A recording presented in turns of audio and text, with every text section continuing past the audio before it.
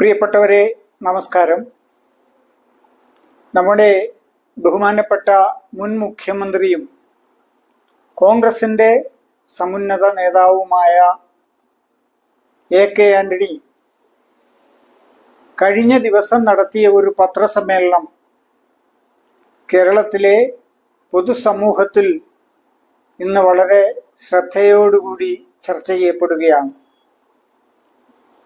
അദ്ദേഹം പറയുന്നുണ്ട്, താൻ രാഷ്ട്രീയത്തിൽ നിന്ന് റിട്ടയർ ചെയ്തിട്ടില്ല, പക്ഷേ പൊതുരംഗത്ത് നിന്ന്, സജീവ രംഗത്ത് നിന്ന് മാറി നിൽക്കുകയാണ് എന്ന് അദ്ദേഹം പറയുന്നുണ്ട്. നമ്മളത് മനസ്സിലാക്കുന്നുമുണ്ട്. പക്ഷേ അദ്ദേഹം ഇപ്പോൾ അടിയന്തരമായി ഈ തരത്തിൽ ഒരു പത്രസമ്മേളനം വിളിച്ചു ചേർത്തതിൻ്റെ കാരണം അദ്ദേഹം പറയുന്നത്, ഞാൻ വിപുലമായ ഒരു പത്രസമ്മേളനം വരാനിരിക്കുന്ന അസംബ്ലി തിരഞ്ഞെടുപ്പിന് ശേഷം നടത്താനിരുന്നതാണ്.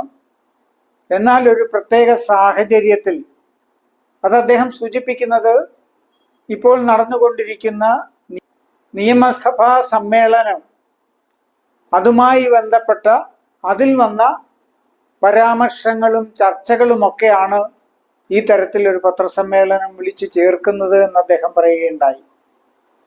നമുക്കറിയാം, നമ്മുടെ രാഷ്ട്രീയത്തിൽ, പ്രത്യേകിച്ച് കേരള രാഷ്ട്രീയത്തിൽ ഇത്രയധികം ധാർമ്മികതയ്ക്ക് പ്രാധാന്യം കൊടുക്കുന്ന ഒരു രാഷ്ട്രീയ നേതാവ് വേറെയില്ല. പലരും അവരുടെ അധികാര സ്ഥാനങ്ങളിൽ നിന്ന് ധാർമ്മികതയുടെ പേരിൽ അല്ലെങ്കിൽ നിയമപരമായ കോടതി പരാമർശങ്ങളുടെയൊക്കെ പേരിൽ അധികാരം വിട്ടൊഴിഞ്ഞിട്ടുണ്ട്. പക്ഷേ എ.കെ. ആന്റണിയെ പോലെ ആ കാര്യത്തിൽ വ്യഗ്രത പുലർത്തുന്ന, സൂക്ഷ്മത പുലർത്തുന്ന ഒരു രാഷ്ട്രീയ നേതാവ് നമ്മൾ വേറെ കണ്ടിട്ടില്ല. അദ്ദേഹം പലപ്പോഴും വളരെ യാദൃച്ഛികമായിട്ടാണ് തൻ്റെ സ്ഥാനങ്ങൾ രാജിവെക്കാറുള്ളത്.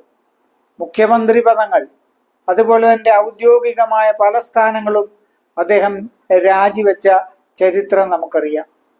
അത് നിസ്സാരമായ കാരണങ്ങളെന്ന് നമുക്ക് തോന്നാവുന്ന വിഷയങ്ങളുമായി ബന്ധപ്പെട്ട് അല്ലെങ്കിൽ കോടതികളുടെ ചില പരാമർശങ്ങളുടെയൊക്കെ പേരിലൊക്കെയാണ് അദ്ദേഹം ചെയ്തിട്ടുള്ളത്. ആ ധാർമ്മികത ഇന്ന് നമുക്ക് നമ്മുടെ രാഷ്ട്രീയത്തിൽ നഷ്ടപ്പെട്ടുകൊണ്ടിരിക്കുന്ന ഒരു കാലഘട്ടമാണ്.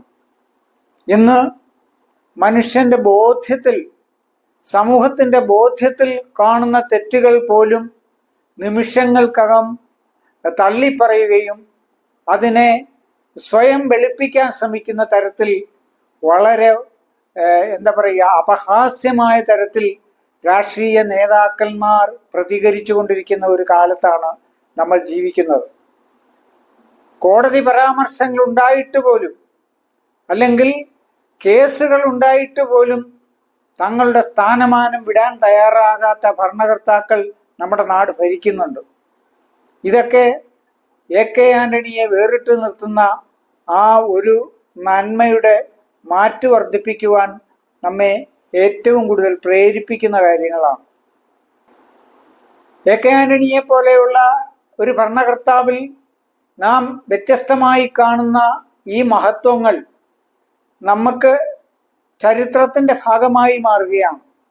അതുപോലെ തന്നെ അദ്ദേഹത്തെക്കുറിച്ച് നേരെ തിരിച്ചും ഒരുപാട് അഭിപ്രായങ്ങൾ നമ്മൾ സമൂഹത്തിൽ കേൾക്കാറുണ്ട്. അത് ശത്രുക്കൾ പറയുന്നതാണെന്ന് ഒരിക്കലും നമുക്ക് പറയാൻ പറ്റില്ല.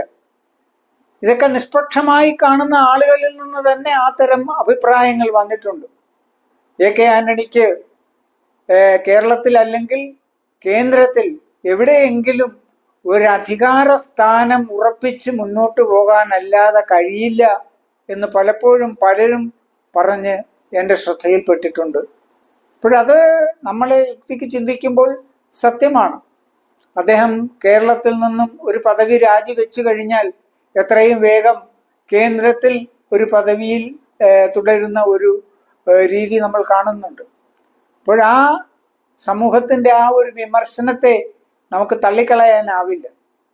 അതുപോലെ തന്നെ അദ്ദേഹം പലപ്പോഴും കാണിക്കുന്ന മൗനം അവലംബിക്കുന്ന രീതി, അതൊക്കെ ജനങ്ങളുടെ ഇടയിൽ ചർച്ചയ്ക്ക് വിധേയമായിട്ടുണ്ട്. അതൊരു പക്ഷെ അദ്ദേഹത്തിന്റെ ഒരു അടിസ്ഥാന സ്വഭാവമായിരിക്കാം. അത് എല്ലാ മനുഷ്യരും ഒരുപോലെ ആയിരിക്കില്ലല്ലോ. പലരും പല കാര്യങ്ങളിലും വളരെ പെട്ടെന്ന് പ്രതികരിക്കുന്ന ആളുകളുണ്ട്, പെട്ടെന്ന് നടപടികൾ എടുക്കുന്ന ആളുകളുണ്ട് ഭരണകർത്താക്കളിൽ തന്നെ. അപ്പൊ അതിൽ നിന്നും വ്യത്യസ്തനായ ഒരു വ്യക്തിയാണ് അദ്ദേഹം. പക്ഷേ അതിലെല്ലാം ഉപരി അദ്ദേഹത്തെ നിലനിർത്തുന്നത് അദ്ദേഹത്തിന്റെ സത്യസന്ധതയും ഈ ധാർമ്മിക ബോധവും, അതിലെല്ലാം ഉപരി തൻ്റെ പദവിയിൽ കാണിക്കുന്ന അഴിമതിരഹിതമായ ഒരു രീതിയാണ്. ആ തരത്തിൽ വളരെ സത്യസന്ധമായ ഒരു ജീവിതം കാത്തുസൂക്ഷിക്കുന്ന ഒരു വലിയ മനുഷ്യനാണ് എ.കെ. ആന്റണി.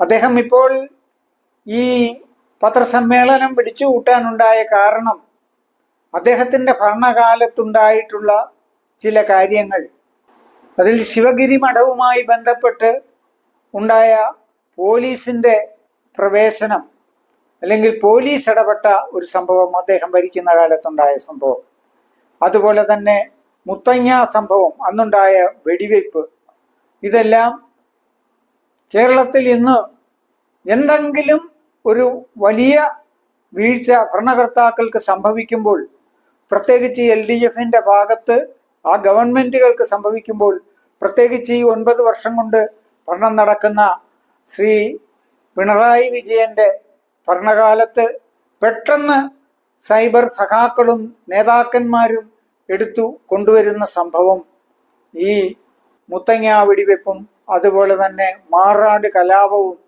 ശിവഗിരി മഠത്തിലുണ്ടായ പോലീസ് അധിനിവേശവും ഒക്കെ തന്നെയാണ്. അത് മാത്രമാണ് എപ്പോഴും ഒരു പ്രതിരോധമായി ഈ ഭരിക്കുന്ന സർക്കാരുകൾ എടുത്തു കാണിക്കാറുള്ളത്. അപ്പൊ അതിനൊരു വ്യക്തത വരുത്താൻ വേണ്ടിയിട്ടാണ് താൻ പത്രസമ്മേളനം നടത്തുന്നത് എന്ന് അദ്ദേഹം പറയുകയുണ്ടായി. അതാണ് അദ്ദേഹം കഴിഞ്ഞ ദിവസം ചെയ്തത്. അതിൽ അദ്ദേഹം പറയുന്നുണ്ട്, ശിവഗിരി സംഭവത്തിൽ പോലീസ് അധിനിവേശം ഉണ്ടാകാനുള്ള കാരണം കോടതിയുടെ വിധിയാണ്. അത് തന്നെ ധാരാളം മധ്യസ്ഥതകൾ കഴിഞ്ഞു, അതുപോലെ തന്നെ പല പല അവധികളും കഴിഞ്ഞു. കോടതി വളരെ കർക്കശമായ നിലപാടെടുക്കുകയും അത് കോടതി അലക്ഷ്യത്തിലേക്ക് നീങ്ങുകയും സർക്കാരിനെയും ഉദ്യോഗസ്ഥന്മാരെയും അത് ബാധിക്കുകയും ചെയ്ത സാഹചര്യത്തിലാണ് പോലീസിന് അവിടെ കടന്നു ചെല്ലേണ്ടി വന്നതും ആ പ്രശ്നത്തിൽ ഇടപെടേണ്ടതും ആ കമ്മിറ്റിയെ മാറ്റി സ്ഥാപിക്കുകയും ഒക്കെ ചെയ്യേണ്ടി വന്നതെന്ന് അദ്ദേഹം പറയുന്നുണ്ട്. അതുപോലെ മുത്തങ്ങ സംഭവം, ഈ മുത്തങ്ങ സംഭവം തന്നെ ആ വെടിവെപ്പിൽ ഒരു കുടിയേറ്റക്കാരനും ഒരു പോലീസുകാരനും ആണ് മരണപ്പെട്ടത്. പക്ഷെ അതിൽ 10ഓളം ആദിവാസികളെ എ.കെ. ആന്റണിയുടെ പോലീസ് ചുട്ടുകൊന്നു എന്നുള്ള ഒരു അപരാധം ഇന്നും പറയുന്നുണ്ടെന്ന് അദ്ദേഹം പറയുന്നുണ്ട്. അതിൽ അദ്ദേഹം പറയുന്നത് തികച്ചും സത്യവിരുദ്ധമാണത്. ആ സത്യവിരുദ്ധമായ കാര്യമാണ് ആവർത്തിച്ചു കൊണ്ടിരിക്കുന്നത്. അതുപോലെ A.B. വാജ്പേയിയുടെ ഗവൺമെന്റ് അതിന് CBI അന്വേഷണം ഏർപ്പെടുത്തുകയും ആ അന്വേഷണത്തിന്റെ റിപ്പോർട്ട് ഇപ്പോഴും കേരള ഗവൺമെന്റിന്റെ കയ്യിലുണ്ടെന്നും അദ്ദേഹം പറയുന്നു. അതുപോലെ മാറാട് സംഭവം, അതിനും കൃത്യമായ അന്വേഷണം ഉണ്ടായെന്നും അതിന്റെ റിപ്പോർട്ട് ഗവൺമെന്റിന്റെ കയ്യിലുണ്ടെന്നും അദ്ദേഹം പറയുന്നു. ശിവഗിരിയിൽ പോലീസ് അധിനിവേശം നടത്തിയതിന്റെ നായനാർ സർക്കാർ അന്വേഷണം നടത്തി, ജുഡീഷ്യൽ അന്വേഷണം നടത്തി, അതിന്റെ റിപ്പോർട്ടും സർക്കാരിന്റെ കയ്യിലുണ്ടെന്നും ഈ റിപ്പോർട്ടുകളെല്ലാം പിണറായി ഗവൺമെന്റ് പുറത്തുവിടാൻ തയ്യാറാകണമെന്നുമാണ് അദ്ദേഹം പറയുന്നത്. അതിന് തയ്യാറാകണം എന്നൊരു വെല്ലുവിളിയോടുകൂടി തന്നെയാണ് അദ്ദേഹം പറയുന്നത്. അത് പുറത്തുവിടാതെ അതിന്റെ നിജസ്ഥിതിന്റെ ശീർഷകം മാത്രം ഉച്ചരിച്ചുകൊണ്ട് എപ്പോഴും ആന്റണി ഗവൺമെന്റിനെയും ആന്റണിയെയും കുറ്റപ്പെടുത്തുന്നത് ശരിയല്ല എന്നാണ് അദ്ദേഹം പറയുന്നത്. ഈ തരത്തിലുള്ള ഒരു വെളിപ്പെടുത്തലാണ് എ.കെ. ആന്റണിയുടെ ആ പത്രസമ്മേളനത്തിൽ നിന്നും പുറത്തു വന്നത്. പത്രക്കാരുടെ ചോദ്യങ്ങൾക്ക് പല വിഷയങ്ങളും അദ്ദേഹം പ്രതികരിക്കുന്നുണ്ട്. അതിൻ്റെ എല്ലാം സത്യസ്ഥിതി നിങ്ങൾ മനസ്സിലാക്കണമെന്ന് അദ്ദേഹം പറയുന്നുണ്ട്. അതുപോലെ അദ്ദേഹം പറയുന്നുണ്ട്, ഇതെന്റെ അവസാനത്തെ പത്രസമ്മേളനമല്ല. തുടർന്നും പത്രസമ്മേളനങ്ങൾ ഉണ്ടാവും. പല കാര്യങ്ങളും എനിക്ക് തുറന്ന് പറയാനുണ്ടെന്ന് അദ്ദേഹം പറയുന്നുണ്ട്. അപ്പോൾ വളരെ ഗൗരവമായ ഒരു പത്രസമ്മേളനമാണ് ശ്രീ എ കെ ആന്റണി നടത്തിയത്. അത് സമൂഹത്തിന്റെ, പ്രത്യേകിച്ചും പുതിയ തലമുറയുടെ പല തെറ്റിദ്ധാരണകളും അകറ്റാൻ സഹായകമായി എന്ന് പറയാതിരിക്കാൻ വയ്യ. ശ്രീ എ കെ ആന്റണിയെ പോലെയുള്ള ഒരു മുതിർന്ന നേതാവ് നമ്മുടെ രാഷ്ട്രീയത്തിന്റെ പല കാര്യങ്ങൾക്കും മാതൃകയാകേണ്ട ആള് തന്നെയാണ്. അതിന് യാതൊരു സംശയവുമില്ല. അത് രാഷ്ട്രീയ ധാർമ്മികതകളെല്ലാം നഷ്ടപ്പെട്ട വളരെ സങ്കുചിതമായ സങ്കീർണമായ നിലപാടുകൾ എടുക്കുന്ന രാഷ്ട്രീയ നേതാക്കന്മാരുള്ള ഇക്കാലത്ത് അദ്ദേഹം ഒരു മാതൃകയാണ്.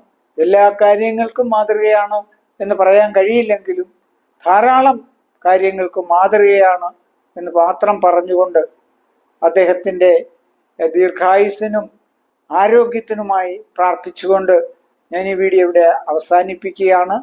തുടർന്നും നിങ്ങൾ ഇനിയും ഈ ചാനൽ സബ്സ്ക്രൈബ് ചെയ്തിട്ടില്ലാത്ത സുഹൃത്തുക്കൾ അതൊന്ന് സബ്സ്ക്രൈബ് ചെയ്യണമെന്നും നിങ്ങളുടെ കമന്റുകൾ ലൈക്കും രേഖപ്പെടുത്തി ഇതിനെ മുന്നോട്ട് കൊണ്ടുപോകാൻ സഹായിക്കണമെന്നും അഭ്യർത്ഥിച്ചുകൊണ്ട് ഞാൻ അവസാനിപ്പിക്കുന്നു.